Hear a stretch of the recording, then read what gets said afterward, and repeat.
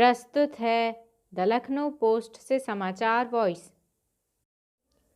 Indian school of business (ISB) ने 2 प्रतिष्ठित वैश्विक रैंकिंग में देश के बिजनेस स्कूलों की सूची में शीर्ष स्थान हासिल किया है। बिजनेस स्कूल ने जारी बयान में कहा कि ISB के प्रबंधन में स्नातकोत्तर कार्यक्रम को फाइनेंशियल टाइम्स ग्लोबल MBA 2022 की रैंकिंग में 32वां स्थान मिला है। स्कूल ने शीर्ष अंतर्राष्ट्रीय MBA प्रोग्राम 2021 से 2022 की poets and quants composite ranking में 11वां स्थान हासिल किया है। बिल्डरों की मनमानी पर रोक और घर खरीदारों को मुश्किलों से बचाने की दिशा में सुप्रीम कोर्ट ने केंद्र सरकार से कहा कि वह यह जांच करे कि विभिन्न राज्य सरकार द्वारा बनाए गए रेरा के नियम घर खरीदारों के हित में हैं या नहीं। अदालत ने 3 महीने के भीतर जांच पूरी कर मई के पहले हफ्ते में उसकी रिपोर्ट भी सौंपने को कहा है। जस्टिस DY चंद्रचूड़ और जस्टिस सूर्यकांत की पीठ ने आदर्श बिल्डर बायर समझौता को लागू करने की मांग वाली याचिका पर सुनवाई करते हुए यह आदेश दिया है।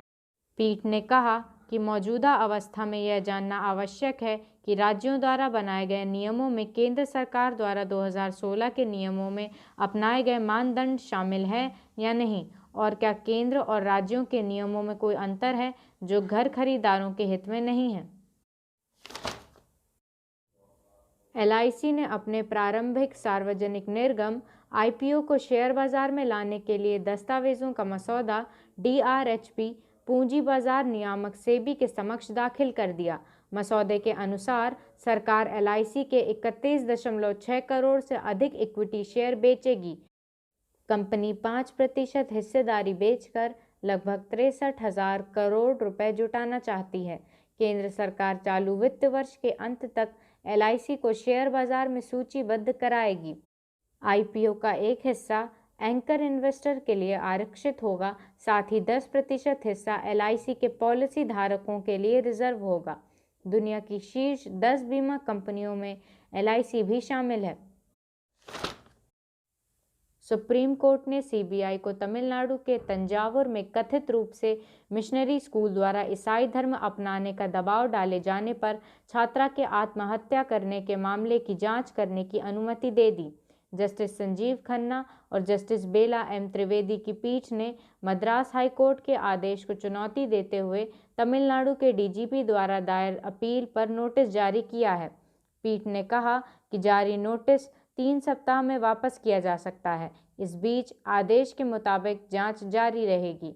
हाई कोर्ट ने 31 जनवरी को मामले की जांच CBI को सौंपी थी। कोर्ट ने अपने फैसले में कहा था कि क्योंकि एक मंत्री ने स्वयं एक स्टैंड लिया है, इसलिए राज्य पुलिस के साथ जांच जारी नहीं रह सकती। श्रम और मानवाधिकार संगठनों ने उत्तर पश्चिमी चीन के उइगर क्षेत्र के शिनजियांग में जबरन श्रम करवाकर शीतकालीन ओलंपिक खेलों के परिधान और अन्य उत्पाद बनवाने के आरोपों की पर्याप्त रूप से जांच करने में विफल रहने पर अंतर्राष्ट्रीय ओलंपिक समिति IOC की आलोचना की है। समिति ने पिछले महीने बताया था कि एक स्वतंत्र ऑडिट में ओलंपिक सामग्री के 2 मुख्य आपूर्तिकर्ताओं HYX और एंटा स्पोर्ट्स द्वारा समिति के नियमों का कोई उल्लंघन नहीं पाया गया। दोनों आपूर्तिकर्ताओं से शिनजियांग या चीन में अन्य किसी जगह पर जबरन श्रम कराने के आरोपों पर सवाल पूछे गए थे।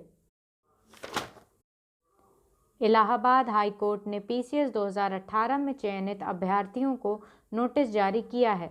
न्यायालय ने एक वैकल्पिक विषय लेने वाले इन अभ्यर्थियों को स्केलिंग लागू न किए जाने के मामले में दायर याचिका में अपना पक्ष रखने का निर्देश दिया है, जिससे सभी पक्षों को सुनकर फैसला किया जाए। यह आदेश न्यायमूर्ति अश्विनी कुमार मिश्र ने एक PCS अभ्यर्थी की याचिका पर दिया है। याचिका में PCS 2018 के मुख्य परीक्षा के परिणाम व अंतिम चयन सूची को चुनौती दी गई है।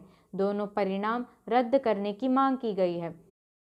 उत्तर प्रदेश लोक सेवा आयोग ने PCS 2018 के मुख्य परीक्षा में वैकल्पिक विषय में बिना स्केलिंग लागू किए परीक्षा में मिले अंकों के आधार पर ही परिणाम जारी कर दिया था, जबकि 6 जुलाई 2018 को जारी विज्ञापन में स्पष्ट रूप से कहा गया है कि वैकल्पिक विषय में स्केलिंग लागू की जाएगी। न्यायालय ने कहा कि अंतिम चयन सूची जारी हो चुकी है और चयनित अभ्यर्थियों के अधिकार भी उत्पन्न हो गए हैं। उनका पक्ष जाने बिना निर्णय करना उचित नहीं होगा। नमस्कार, शुभ रात्रि।